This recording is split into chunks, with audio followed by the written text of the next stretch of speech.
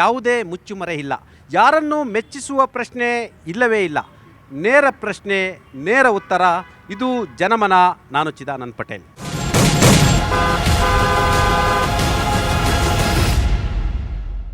ಬೆಂಗಳೂರು ಬೆಳೆದಿದೆ. ಬೆಂಗಳೂರು ಅಂತ ಹೇಳಿದ್ರೆ ಇಡೀ ವಿಶ್ವಕ್ಕೆ ಗೊತ್ತು. ಬೃಹತ್ ಬೆಂಗಳೂರು ಮಹಾನಗರ ಪಾಲಿಕೆ ಈಗ ಮಾಯವಾಗಿದೆ. ಗ್ರೇಟರ್ ಬೆಂಗಳೂರು ಅಥಾರಿಟಿ ರಚನೆಯಾಗಿದೆ. ಮುಖ್ಯಮಂತ್ರಿ ಸಿದ್ದರಾಮಯ್ಯ ನೇತೃತ್ವದ ಕಾಂಗ್ರೆಸ್ ಸರ್ಕಾರ ಬೆಂಗಳೂರನ್ನು ಉದ್ಧಾರ ಮಾಡ್ತೇವೆ ಅಂತೇಳಿ ಗ್ರೇಟರ್ ಬೆಂಗಳೂರು ಅಥಾರಿಟಿಯನ್ನು ರಚನೆ ಮಾಡಿದ್ದಾರೆ. ಈಗ ಬೆಂಗಳೂರು ಒಂದು ಪಾಲಿಕೆಯಲ್ಲ, 5 ಪಾಲಿಕೆಗಳಾಗಿದ್ದಾವೆ. ಅಧಿಕಾರ ವಿಕೇಂದ್ರೀಕರಣದ ಬಗ್ಗೆ ಹಲವಾರು ಚರ್ಚೆಗಳು ಆಗ್ತಿರ್ತಕ್ಕಂಥದ್ದು. ಯಾಕಂತೇಳಿದ್ರೆ ಬೆಂಗಳೂರಿಗೆ ಇಡೀ ವಿಶ್ವದ ಜನ ಇಲ್ಲಿ ಬಂದು ನೆಲೆಸ್ತಾ ಇದ್ದಾರೆ. ಇಲ್ಲಿನ ವಾತಾವರಣ, ಇಲ್ಲಿನ ಜನ, ಇಲ್ಲಿನ ಫುಡ್ಡು, 30 ರೂಪಾಯಿ ಬಿರಿಯಾನಿನೂ ಸಿಗುತ್ತೆ, 3000 ರೂಪಾಯಿ ಬಿರಿಯಾನಿ ಕೂಡ ಈ ಬೆಂಗಳೂರಲ್ಲಿ ಸಿಗುತ್ತೆ. ರೈಲು, ಉತ್ತರ ಪ್ರದೇಶದಿಂದ ರೈಲು ಹತ್ತಿ ಬಂದು ಖಾಲಿ ಕೈಯಲ್ಲಿ ಬಂದರೂ ಕೂಡ ಈ ಬೆಂಗಳೂರು ಆಶ್ರಯ ಕೊಡುತ್ತೆ. ಕನ್ನಡಿಗರು ಎಲ್ಲೋ ಒಂದು ಕಡೆ, ಹಲವಾರು ಕಡೆ ಎನ್ನಡ ಎಕ್ಕಡ ಆಗಿದ್ದಾರೆ. ಆದರೂ ಕೂಡ ಬೆಂಗಳೂರಿಗರು ವಿಶಾಲ ಹೃದಯಿಗರು. ಎಲ್ಲರನ್ನು ಕೂಡ ಅಪ್ಪಿಕೊಂಡು ಮುದ್ದಾಡಿ ಅವರನ್ನು ಬೆಳೆಸಿ ಅವರ ಇಡೀ ಕುಟುಂಬವನ್ನು ಸಾಕ್ತಿರ್ತಕ್ಕಂಥದ್ದು. ಹಾಗಾಗಿ ಬೆಂಗಳೂರಿಗೆ ಎಷ್ಟೇ ದುಡ್ಡಿದ್ರೂ ಸಾಲದು. ಇದು ಗ್ಲೋಬಲ್ ಸಿಟಿ ಆಗಿರ್ತಕ್ಕಂಥದ್ದು, IT ಸಿಟಿ ಆಗಿರ್ತಕ್ಕಂಥದ್ದು, ಸಿಲಿಕಾನ್ ಸಿಟಿ ಆಗಿರ್ತಕ್ಕಂಥದ್ದು ಮತ್ತು ಉದ್ಯಾನ ನಗರಿ ಆಗಿರ್ತಕ್ಕಂಥದ್ದು. ಈ ಬೆಂಗಳೂರನ್ನು ಉಳಿಸಿ ಬೆಳೆಸುವಂಥ ಕರ್ತವ್ಯ ಕೇವಲ ಕನ್ನಡಿಗರಿಗಲ್ಲ, ಕರ್ನಾಟಕದವರಿಗಲ್ಲ. ಯಾಕಂತೇಳಿದ್ರೆ ಈ ಬೆಂಗಳೂರಿಗೆ ಈ ದೇಶದ ಅಷ್ಟೂ ರಾಜ್ಯದ ಪ್ರಜೆಗಳು ಕೂಡ ಇಲ್ಲಿ ವಾಸಿಸ್ತಿದ್ದಾರೆ. ಹಾಗಾಗಿ ಎಲ್ಲರ ಜವಾಬ್ದಾರಿ ಕೂಡ ಹೌದು. ಹಾಗಾಗಿ ಈಗ 5 ಪಾಲಿಕೆಗಳಾಗಿದೆ. ಅಧಿಕಾರ ವಿಕೇಂದ್ರೀಕರಣ ಆಗಿದೆ. ಮೊದಲು ಯಾರೋ ವೈಟ್ ಫೀಲ್ಡಲ್ಲಿ ಇದ್ದಂಥವರು ಬೆಂಗಳೂರು BBMP ಕಚೇರಿಗೆ, ಕಾರ್ಪೊರೇಷನ್ಗೆ ಬರಲಿಕ್ಕೆ 2 ಅವರ್ ಹಿಡಿಯೋದು. ಈಗ 5 ಪಾಲಿಕೆಗಳಾಗೋದ್ರಿಂದ ಆಯಾ ಭಾಗದಲ್ಲಿ ಕೆಲವೊಂದಷ್ಟು ಕೆಲಸ ಆಗುತ್ತೆ ಅನ್ನೋ ಒಂದು ಮಾತು ಕೂಡ ಬಂದಿರತಕ್ಕಂಥ. ಹಾಗಾಗಿ ಸರ್ಕಾರ ಕೂಡ ಹಣವನ್ನು ಬಿಡುಗಡೆ ಮಾಡಬೇಕು. ಬೆಂಗಳೂರನ್ನ ಒಂದು ರೌಂಡ್ ಹೊಡೆದು ಬಂದರೆ ಬೆಂಗಳೂರು ಅಂದರೆ ಬೇಸರ ಆಗಿಬಿಡುತ್ತೆ, ಗುಂಡಿ ಅಲ್ಲಲ್ಲಿ ಕಿತ್ತೋಗಿರ್ತಕ್ಕಂಥ. ಹಾಗಾಗಿ ಬೆಂಗಳೂರಿನ ಕನಸನ್ನು ಕಂಡಿದ್ದಾರೆ. ನೂತನ ಬೆಂಗಳೂರಿನ ಕನಸನ್ನು ಉಪಮುಖ್ಯಮಂತ್ರಿ DK ಶಿವಕುಮಾರ್ ಕಂಡಿದ್ದಾರೆ. ಆ ಕನಸು ನನಸಾಗುತ್ತಾ, ಈ ಎಲ್ಲದರ ಬಗ್ಗೆ ನಾವು ಚರ್ಚೆಯನ್ನು ಮಾಡ್ತೀವಿ. ಬೆಂಗಳೂರನ್ನ ಕಂಡಂಥವ್ರು, ಬೆಂಗಳೂರಿನಲ್ಲಿ ಆಳ್ವಿಕೆ ನಡೆಸಿದಂಥವ್ರು, ಮಾಜಿ ಮೇಯರ್ ಆಗಿರ್ತಕ್ಕಂಥ ರಾಮಚಂದ್ರಪ್ಪನವರು ಇದ್ದಾರೆ. ಇವರು ಬೆಂಗಳೂರಿನ ಮೇಯರ್ ಆಗಿದ್ದರು. ಬೆಂಗಳೂರಿಗೆ IT ಟಚ್ಚನ್ನು ಕೊಟ್ಟಂಥ SM ಕೃಷ್ಣರವರ ಕಾಲದಲ್ಲಿ ಇವರು ಮೇಯರ್ ಆಗಿದ್ದರು.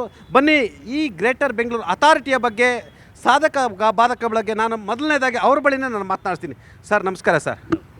ಸರ್ ನೀವಿದ್ದಾಗ ಬೃಹತ್ ಬೆಂಗಳೂರು, ನಂತರ ಬರೀ BMP, ನಂತರ BBMP, ಈಗ GB ಆಗಿರುವಂಥದ್ದು. ಗ್ರೇಟರ್ ಬೆಂಗಳೂರು ಅಥಾರಿಟಿ 5 ಪಾಲಿಕೆಗಳು ಮಾಡೋದ್ರಿಂದ ಸಾಧಕ ಬಾಧಕಗಳೇನು, ಅನುಕೂಲಗಳೇನು, ಅನಾನುಕೂಲಗಳೇನು ಸರ್?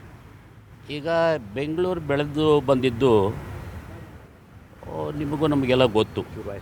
ಇದು ಬೆಂಗಳೂರು ಏನು ಬೆಳೆದು ಬಂತು, ಅದು 20 ಜನ ಕಾರ್ಪೊರೇಟರ್ದೂ ಆಗಿದ್ದಾವೆ. 2 ಕಾರ್ಪೊರೇಷನ್ ಆಗಿದ್ದೂ ನಾವು ನೋಡಿದ್ದೀರಿ. ಸಿಟಿ ಕಾರ್ಪೊರೇಷನ್ ಮತ್ತು ಕಂಟೋನ್ಮೆಂಟ್ ಕಾರ್ಪೊರೇಷನ್ ಅಂತ ನೋಡಿದ್ದೀರಿ. ಅದಾದಮೇಲೆ 67 ಜನ ಕಾರ್ಪೊರೇಟರ್ ಆಗಿ ನೋಡಿದ್ರಿ. ಆಮೇಲೆ 87 ಕಾರ್ಪೊರೇಟರ್ ನೋಡಿದ್ದೀರಿ. ಆಮೇಲೆ 100 ಕಾರ್ಪೊರೇಟರ್ ನೋಡಿದ್ರಿ. ಆಮೇಲೆ 198 ಕಾರ್ಪೊರೇಟರ್ಗಳು ನೋಡಿದ್ರಿ. ಆದ್ರೂ ಬೆಂಗಳೂರು ಏನಾಯಿತು, ಕಾರ್ಪೊರೇಷನ್ ಏನಾಯಿತು, ಇದು ಭಾರತದ ಎಲ್ಲ ನಗರಗಳೂ 5 ವರ್ಷ ಇದ್ದಾವೆ. ಮೇಯರ್ ಇನ್ ಕೌನ್ಸಿಲ್ ಅಂತ. ಇದು ಮಾತ್ರ ಯಾವಾಗ ಗೊತ್ತಿಲ್ಲ, ಎಲ್ಲ ಕಾಲದಲ್ಲೂ ತಪ್ಪಿಸ್ಕೊಂಡಿದೆ. ಇದಕ್ಕೆ ಹೋಗಲೇ ಇಲ್ಲ. ಇಲ್ಲಿ ಕಾರ್ಪೊರೇಷನ್ ಅಂದರೆ ಬೇರೆ ಕಸ ಗುಡಿಸೋದು ಮತ್ತು ರಸ್ತೆ ಮಾಡೋದು, ಈ ಕೆಲಸಗಳು ಮಾಡೋ ಅಂತ ಲಿಮಿಟೆಡ್ ಮಾಡಿಬಿಟ್ಟಿದ್ದಾರೆ. ಅದು ಇವತ್ತು ಏನು ಗ್ರೇಟರ್ ಬೆಂಗಳೂರು ಅಂತ ಮಾಡಿದ್ದಾರೆ, ಅದು ಭಾಳಷ್ಟು ಜನ, ಕಸ್ತೂರಂಗನ್ ಇರ್ಬೋದು, ಇನ್ನೊಬ್ಬರು ಇರ್ಬೋದು, ನಮಗೆಲ್ಲ ಒಂದಷ್ಟು ಅವರ ಸಲಹೆಗಳೆಲ್ಲ ಕೊಟ್ಟು, ಅದೆಲ್ಲ ಇವತ್ತು ಸಿದ್ದಯ್ಯ ಇರ್ಬೋದು, BS ಪಾಟೀಲ್ ಇರ್ಬೋದು, ಅವರೆಲ್ಲ ಇವತ್ತು ಕೊಟ್ಟು ಒಂದು ಹಂತಕ್ಕೆ ಬಂದಿದೆ.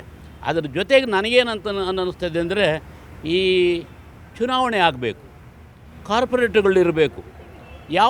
ಯಾರ್ದೋ ತಪ್ಪಿರ್ಬೋದು, ಇಲ್ಲ ನಾವು ಅದನ್ನ ಹೇಳಲಿಕ್ಕೆ ನಾವು ಹೋಗೋದು ಬೇಡ. ಇವತ್ತು ಎಲ್ಲರೂ ಅದರಲ್ಲಿ ಭಾಗಿಯಾಗಿದ್ದಾರೆ. ಈ ಕಾರ್ಪೊರೇಷನ್ ಚುನಾವಣೆ ಆಗದಿರ ಇರೋದಕ್ಕೆ 2 ಸಲ ನನ್ನ ಕಣ್ಣು ಮುಂದೆನೇ 2 ಸಲ, ಒಂದು ಸಲ 3 ವರ್ಷ ಆಗಲಿಲ್ಲ, ಈಗ 5 ವರ್ಷ ಆಗೋಯ್ತು. ಇವತ್ತು ನಾನು ಚುನಾವಣೆಯಾಗಿ ಇವರೆಲ್ಲ ಕೆಲಸ ಮಾಡಲಿ, ವಾರ್ಡಲ್ಲಿ ಕೆಲಸ ಮಾಡಿ, ಜನಕ್ಕೆ ಕೆಲಸ ಮಾಡಿ, ಅವರೆಲ್ಲ ಕಾರ್ಪೊರೇಟರ್ಗಳಾಗಿ ಬರಲಿ, ಮೇಯರ್ ಆಗಲಿ, ಯಾವುದೇ ಪಕ್ಷ ಅಂತಲ್ಲ, ಪಕ್ಷರಹಿತವಾಗಿ ಇಲ್ಲಿ ಕೆಲಸ ಮಾಡಬೇಕು. ಕಾರ್ಪೊರೇಷನಲ್ಲಿ ನಾವೆಲ್ಲ ಇರೋವಾಗ ನಾವು ಜಂಬಕ್ಕೆ ಕೇಳ್ತಾ ಇರಲಿಲ್ಲ. ನಮ್ಮಲ್ಲೆಲ್ಲ ಪಕ್ಷದ ಇದು ಅಲ್ಲಿ ಸೋಗ್ತಾನೆ ಇರಲಿಲ್ಲ. ಯಾಕೆಂದರೆ ಸ್ಥಾಯಿ ಸಮಿತಿಗಳಿದ್ದಾರಲ್ಲ, ಅದರಲ್ಲಿ ಎಲ್ಲ ಪಕ್ಷದ ಎಲ್ಲ ಸದಸ್ಯರು ಇರ್ತಾರೆ, ಎಲ್ಲರೂ ಭಾಗಿಯಾಗ್ತಾರೆ. ಎಲ್ಲರ ಕೊಡುಗೆನೂ ಅದರಲ್ಲಿ ಇರುತ್ತೆ. ಏನೇನೇ ಕೆಲಸ ಮಾಡಿದ್ರೆ ಎಲ್ಲರಿಗೂ ಸೇರುತ್ತೆ ಅದು. ಮೇಯರ್ ಆಗಿದ್ದವರು ಯಾವುದೇ ಪಕ್ಷಕ್ಕೆ ಅವರ ಟಚ್ ಇದೇ ಇರಬಾರ್ದು. ಎಲ್ಲರನ್ನೂ ಮೇಯರ್ ಅಂತ ಹೇಳಿದ್ರೆ ಲೈಕ್ ಅವರು ಎಲ್ಲ ಪಕ್ಷದ ನಾಯಕ. ಎಲ್ಲರೂ ಇವತ್ತು ನಮಗೆಲ್ಲ ಅದು ಒಂದು ಅನುಭವ ಆಗಿದೆ. ಅದು ಅನುಭವ ಆಗಿದೆ. ಅದು ಬಂದರೆ ನಿಮಗೆ ಪಕ್ಷದ ಯಾವುದೇ ಇದು ಅದರಲ್ಲಿ ಇರೋದಿಲ್ಲ. ಎಲ್ಲ ಒಟ್ಟಾಗಿ ಕೆಲಸ ಅಣ್ಣ ತಮ್ಮದಿರ್ತಾರೆ, ಕೆಲಸ ಮಾಡ್ತಾರೆ. ಈ ಬೆಂಗಳೂರಿಗೆ ಎಲ್ಲರೂ ಕೊಡುಗೆ ಇವತ್ತು ಯಾರ್ಯಾರನ್ನು ಈ ಬೆಂಗಳೂರಿಗೋಸ್ಕರ ದುಡ್ದಿದ್ದಾರೆ ಅವರಿಗೆಲ್ಲ ನಾವು ನೆನ್ಕೊಳ್ಬೇಕಾಗುತ್ತೆ. ಎಲ್ಲ ಅವ್ರವ್ರ ಸೇವೆಗಳು ಮಾಡಿದ್ದಾರೆ. ಮುಂದಿಗೆ ಬರೋರು ಅವ್ರ ಸೇವೆ ಮಾಡಲಿ. ಇವತ್ತು ಬೆಂಗಳೂರು ಏನಾಗಿದೆ ಅಂತಂದರೆ ನೀವು ಹೇಳ್ದಾಗೆ ಇವತ್ತು ಪ್ರಪಂಚ ಇತ್ ಕಡೆ ನೋಡ್ತಾ ಇದೆ. ಪ್ರಪಂಚ ಯಾರು ಎಲ್ಲರೂ ಕೊಡುಗೆ ಇದೆ ಅದಕ್ಕೆ. ಇವತ್ತು ನಾವೇನ ನಮ್ಮ ಮಕ್ಕಳನ್ನ ನಮ್ಮ ಯಾರದನ್ನ ಹಿರಿಯರನ್ನ ಕೇಳಿದರೆ ಏನಪ್ಪ ನಿನ್ನ ಮಗ ಏನು ಮಾಡ್ತಾಯಿದ್ದ, ಅಮೇರಿಕದಲ್ಲಿರ್ತಾನೆ, ಆಸ್ಟ್ರೇಲಿಯಲ್ಲಿದ್ದಾನೆ, ಜಪಾನಲ್ಲಿದ್ದೇನೆ ಅಂತ ಹೇಳ್ತಾರೆ ಎಲ್ಲರೂ. ಅದೇ ನೀವು ಉತ್ತರದ ಕಡೆ ಹೋದರೆ ನಿಮ್ಮ ಕೇರಳಕ್ಕೆ ಹೋಗು, ಚೆನ್ನೈಗೆ ಹೋಗು, ಉತ್ತರ ಪ್ರದೇಶ ಹೋಗು, ರಾಜಸ್ಥಾನ ಹೋಗು, ಅಲ್ಲಿ ಹೋದರೆ ಅವ್ರ ಮಕ್ಕಳನ್ನು ಎಲ್ಲಿದ್ದಾರೆ ಅಂದರೆ ಬೆಂಗಳೂರಲ್ಲಿ ಕೆಲಸ ಮಾಡ್ತಾಯಿದೆ ಅಂತಾನೆ. ಹಂಗೆ ಅಂದ್ಬಿಟ್ರೆ ಸಾಕು. ಫಿಲಮ್ಗಳು ಬರ್ತಾಯಿದೆ ಈಗ.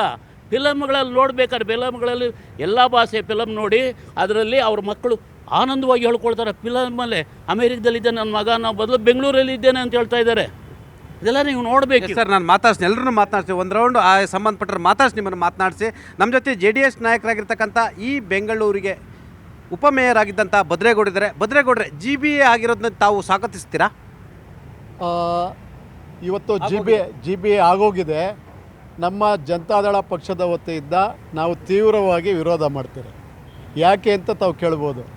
ಇವತ್ತು ಆಡಳಿತ ಯಂತ್ರ ಇವತ್ತು ಬೆಂಗಳೂರು ಹೃದಯ ಭಾಗದಲ್ಲಿ ಇವತ್ತು ಕೆಂಪೇಗೌಡ ಸಭಾಂಗಣದಲ್ಲಿ ಇವತ್ತು ಆಡಳಿತ ಮಾಡಬೇಕಂತ ಎಲ್ಲ ಮಹಾಪೌರರು, ಉಪಮಹಾಪೌರರು ಎಲ್ಲರನ್ನೂ ನಾವು ನೋಡಿದ್ದೀರಿ. ಸ್ಥಾಯಿ ಸಮಿತಿ ರಾಮಚಂದ್ರಪ್ಪ ಈಗ ಆಗ್ತಾನೆ ಹೇಳಿದ್ರು, ನಾವೆಲ್ಲ ಪಕ್ಷಾತೀತವಾಗಿ ಆಡಳಿತವನ್ನು ಈಗಾಗಲೇ ನಾವೆಲ್ಲ ನಡ್ಸ್ಕೊಂಬಂದಿದ್ದೀರಿ. ಆದರೆ ಅಭಿವೃದ್ಧಿ ಎಲ್ಲ ಒಳ್ಳೆ ರೀತಿಯಲ್ಲಿ ನಡ್ಕೊಂಡು ಹೋಗ್ತಾಯಿತ್ತು. ಇವತ್ತು ವಿಕೇಂದ್ರೀಕರಣ ಹೋಗಿ ಇವತ್ತು ಛಿದ್ರ ಆಗಿದೆ. ಈಗ ನಾನು ಒತ್ತಾರೆ ಹೇಳಬೇಕು ಅಂತಂದರೆ ಇವತ್ತು ನಮ್ಮ ಇದು ಚುನಾವಣೆ ಸಂದರ್ಭದಲ್ಲಿ, ವಿಧಾನಸಭಾ ಚುನಾವಣೆ ಸಂದರ್ಭದಲ್ಲಿ ಉತ್ತರ ಕರ್ನಾಟಕ ಇರ್ಬೋದು, ಬೇರೆ ಬೇರೆ ಭಾಗದಲ್ಲಿ ಇವತ್ತು ಪ್ರತ್ಯೇಕ ಮಾಡಿ ಅಂತ ಕೂಗು ಕೇಳ್ತು. ಈ ಭಾಗದಲ್ಲಿ ಅಭಿವೃದ್ಧಿ ಆಗ್ತಾಯಿಲ್ಲ, ನಮ್ಗೆ ಪ್ರತ್ಯೇಕ ಮಾಡಿ ಅಂತ.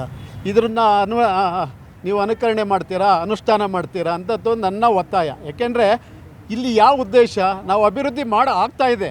ಈಗಾಗಲೇ ಚುನಾವಣೆ ಈಗ ರಾಮಚಂದ್ರಪ್ಪರು ಹೇಳ್ದಂಗೆ ಪಕ್ಷಾತೀತವಾಗಿ ನಾವು ಅಭಿವೃದ್ಧಿ ಮಾಡ್ಕೊಂಡು ಹೋಗ್ತಾ ಇದ್ದೀರಿ. ಛಿದ್ರ ಮಾಡೋದ್ರಿಂದ ಏನು ಬರ್ತೈತೆ?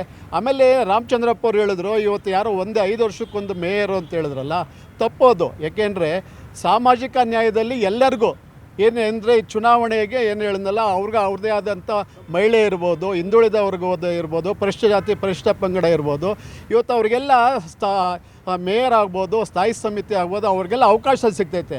ರಾಮಚಂದ್ರಪ್ಪರು 5 ವರ್ಷಕ್ಕೊಂದು ಸತಿ ಮಾಡಿದ್ರೆ ಯಾರೋ ಒಬ್ಬ ಬಲಿಷ್ಠ ಆದವರು, ಯಾರೋ ಒಬ್ಬ MLA ಇರ್ಬೋದು, ಸುತ್ತಮುತ್ತ ಹಿಡ್ಕೊಂಡು ಅವನೇ ಆಗ್ತಾನೆ.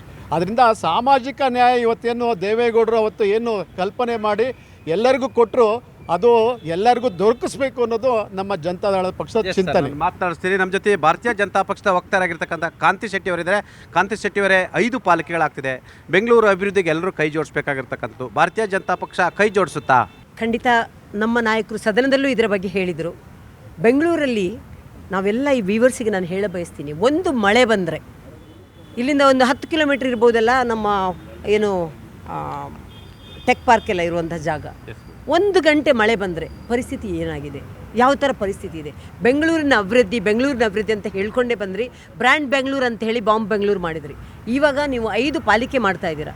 ಒಂದು ಮಾತು ಇಲ್ಲಿ ಹೇಳೋಕ್ಕೆ ಇಷ್ಟಪಡ್ತೀನಿ, ಯಾವುದು ನಾವು ಬೃಹತ್ ಬೆಂಗಳೂರು ಮಹಾನಗರ ಪಾಲಿಕೆ ಅಂತ ಇದ್ದದನ್ನು ಗ್ರೇಟರ್ ಬೆಂಗಳೂರು ಅಂತ ಹೇಳಿದ್ರಿ. ಕನ್ನಡ ಅಂತ ಮಾತಾಡ್ತಿದ್ದವ್ರು ನೀವು. ಕನ್ನಡವನ್ನು ಒಪ್ಪಿ ಯಾವಾಗ ನೋಡಿದ್ರು ಕನ್ನಡದ ಬಳಕೆ ನಿಮ್ಮಲ್ಲಿ ನಾವು ಕನ್ನಡಿಗರ ಪರವಾಗಿದ್ದಾರೆ ಅಂತ ಹೇಳಿದವರು ಇವತ್ತು ಗ್ರೇಟರ್ ಬೆಂಗಳೂರು ಅಂತ ಹೇಳಿದ್ದೀರಾ. ಇದು ಸರಿನಾ? ಒಂದು. ಎರಡನೇದು, ಇಲ್ಲಿ 5,000 ಜನ ಏನು IAS ಆಫೀಸರ್ಸ್ ಇದ್ದಾರೆ, ಅಥವಾ 12,000 ಜನ ಕಸ ಗುಡಿಸುವವರಿದ್ದಾರೆ. ಎಷ್ಟು ಅದು ಕಸ ವಿಲೇವಾರಿ ಬಗ್ಗೆ ಏನಾಗ್ತಾ ಇದೆ, ಬೆಂಗಳೂರಿನ ಅಭಿವೃದ್ಧಿ ಬಗ್ಗೆ ಏನಾಗ್ತಾ ಇದೆ, ಟ್ರಾಫಿಕ್ ಸಮಸ್ಯೆ ಏನಾಗ್ತಿದೆ ನೋಡಿ. ತುಂಬಾ ಇದರ ಬಗ್ಗೆ ವಿಷಯಗಳಿದೆ. ಇವತ್ತು ದೆಹಲಿಯಂತಹ ರಾಷ್ಟ್ರ ರಾಜಧಾನಿಯಲ್ಲಿ 3 ಕಾರ್ಪೊರೇಷನ್ ಮಾಡಿದರು. ಅದು ಬೇಡ, ಫೇಲಿಯರ್ ಅಂತ ಹೇಳಿ 1 ಕಾರ್ಪೊರೇಷನಿಗೆ ಬಂದರು. ನಾವು ಹೇಳೋದು ಎಲ್ಲವನ್ನೂ ಕೂಡ ಬೆಂಗಳೂರಿನ ಕನಸು ಕಂಡಂತಹ ಡಿ ಕೆ ಶಿವಕುಮಾರ್ಗೆ ಈ ವಾಹಿನಿ ಮುಖಾಂತರ ನಾನು ಹೇಳೋದು, ದಯವಿಟ್ಟು ಬೆಂಗಳೂರಿನ ಬಗ್ಗೆ ಎಲ್ಲರೂ ಕನಸು ಕಂಡಿದ್ದಾರೆ. ಈ ಒಂದು ಬೆಂಗಳೂರಿನಲ್ಲಿ ಈ ತೆರಿಗೆ ಯಾವ ಥರ ಇದಾಗ್ತಿದೆ, ಅಥವಾ ತೆರಿಗೆ ಕಲೆಕ್ಷನ್ ಒಂದು ಏರಿಯಾದಲ್ಲಿ ಜಾಸ್ತಿ ತೆರಿಗೆ ಆದರೆ ಇನ್ನೊಂದು ಏರಿಯಾ ಹೇಗಾಗ್ತಾ ಇದೆ. ಒಂದು ನಿಮಿಷ ಇರಮ್ಮ. ಈಗ MLA ಗಳಿರ್ಬೋದು, 2 ವಿಧಾನಸಭಾ ಒಂದು ಕಡೆ ಬರುತ್ತೆ, ಒಂದು ಕಡೆ 4 ವಿಧಾನಸಭೆ ಬರುತ್ತೆ. ತೆರಿಗೆ ಹಂಚಿಕೆ ಯಾವ ಥರ ಆಗ್ತಾ ಇದೆ, ತಾರತಮ್ಯ ಬರಲ್ವಾ, ಅನುದಾನ ಬಳಕೆ ಯಾವ ಥರ ಆಗ್ತಾ ಇದೆ ನೋಡಿ. ಬೆಂಗಳೂರಿನ ಸಮಸ್ಯೆ ಬರೀ ಇದು ಇದರಲ್ಲಿ CM ಅವರೇ ಅಧ್ಯಕ್ಷ ಆಗ್ತಾರಂತ ಸಂತೋಷ, ನಾವು ಅದ್ರ ಬಗ್ಗೆ ನಾವು ಇದು ಹೇಳ್ತಲ್ಲ. ಆದರೆ ಬೆಂಗಳೂರಿನ ಬಹು ಸಮಸ್ಯೆಗಳಿದೆ, ಜ್ವಲಂತ ಸಮಸ್ಯೆಗಳಿದೆ, ಅದ್ರ ಬಗ್ಗೆ ನೀವು ಗಮನ ವಹಿಸಬೇಕು. ಅಥವಾ ಬರೀ IAS ಆಫೀಸರ್ನ ಇಲ್ಲಿ ಹಾಕಿರೋ ಕೆಲಸಗಳಾಗಲ್ಲ, ಮೊದಲು ಏರಿಯಾ ಕಾರ್ಪೊರೇಟರ್ಗಳು ಇರಬೇಕು.